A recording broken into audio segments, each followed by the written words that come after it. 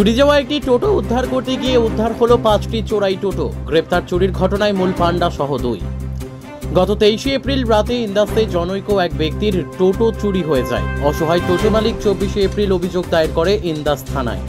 লিখিত অভিযোগ হাতে পেয়ে তদন্তে নামে পুলিশ। মাত্র 24 ঘন্টার মধ্যে বিভিন্ন তথ্যসূত্র, গোপন সূত্র এবং সিসিটিভি ফুটেজ সংগ্রহ করে পুলিশ জানতে পারে চোরের মূল পান্ডার নাম ও ঠিকানা। ওই দিনই রাতের বেলায় ইন্দাস ব্লকের সাহসপুর থেকে হুগলির বাসিন্দা শেখ হাসান আলীকে গ্রেপ্তার করে। পরের দিন অর্থাৎ 25 এপ্রিল তোলা হয় অভিযুক্তকে বিষ্ণুপুর মহকুমা আদালতে। 5 দিনের জন্য পুলিশি হেফাজতে নেওয়া হয় তদন্ত প্রক্রিয়া আরও সক্রিয় করার জন্য। তার কাছে জিজ্ঞাসাবাদ করার পর পুলিশ জানতে পারে পূর্ব বর্ধমান জেলার কালনাই নিমাই সাঁতরা নামের এক ব্যক্তির একটি গ্যারেজে চুরি যাওয়ার সমস্ত টোটোগুলি রয়েছে। গত 27 এপ্রিল ইন্দাস থানার পুলিশ হানা দেয় কালনাই নিমাই সাঁতরার গ্যারেজে। গ্রেপ্তার করা হয় নিমাই সাঁতরাকেও।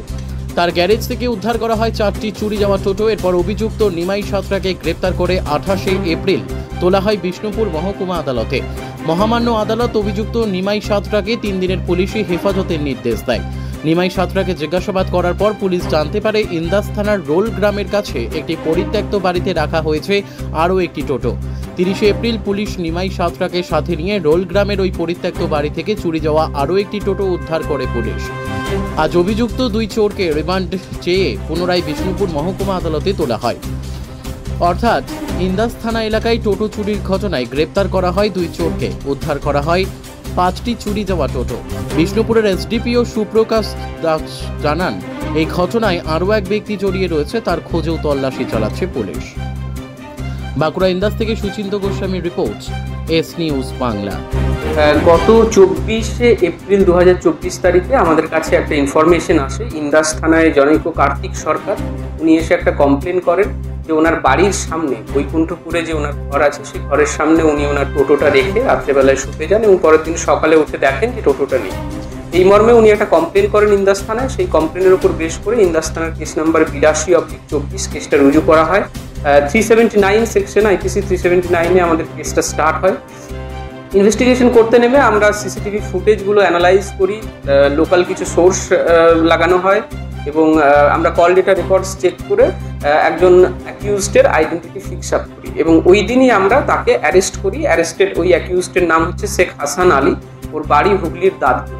পরে আমরা তার পরের দিন ওকে রিমান্ডে নিই এবং রিমান্ডে নিয়ে ওকে জিজ্ঞাসাবাদ করা হয়। জিজ্ঞাসাবাদের সূত্রে জানা যায় যে ওদের মোডাস অপারেন্ডি এটা হচ্ছে, ওরা দুজন বাইকে করে আসতো। একজন বাইক থেকে নেমে টোটো নিয়ে ফিরে যেত, একজন বাইকে করে ফিরে যেত এবং এই বাইকগুলো ওরা কালনায় একটা গ্যারেজে গিয়ে বিক্রি করে আসতো। তো আমরা ওই গ্যারেজে রেড করি। ওখান থেকে ওই গ্যারেজের যে মালিক আছে নিমাই সাঁতরা, তাকে আমরা অ্যারেস্ট করি। গ্যারেজ থেকে 4টে টোটো উদ্ধার হয়। পরে আবার ওই গ্যারেজের মালিক নিমাই সাঁতরাকে আমরা রিমান্ডে নিই এবং তার কথা অনুযায়ী আমরা জিজ্ঞাসাবাদ সূত্রে জানতে পারি যে রোল জিপির মধ্যে একটা টোটো ওরা রেখেছে একটা অ্যাবান্ডেন্ট জায়গায়। আমরা সেটাকে উদ্ধার করি, সিজ করি। টোটাল এই কেসে আমরা 5টা টোটোকে সিজ করেছি এখনো অবধি উদ্ধার করে এবং 2 জন ব্যক্তি এখনো অবধি অ্যারেস্টেড আছে। এর মধ্যে এখনো একজনের খোঁজ আমরা চালাচ্ছি, তাকে এখনো অবধি আমরা ধরতে পারিনি, তার খোঁজ চলছে এবং আমরা আশা করছি যে এখানে আরও কিছু আমরা পরবর্তীকালে টোটো উদ্ধার করতে পারবো। এটা একটা বড় টোটো চুরির গ্যাং ছিল। বিগত প্রায় 1 বছর ধরে এই গ্যাংটা সক্রিয় ছিল। এটা ইন্দাস থানার পক্ষে একটা বড় সাফল্য। এরা এই গ্যাংটাকে খুব অল্প কয়েকদিনের মধ্যেই ধরতে সক্ষম।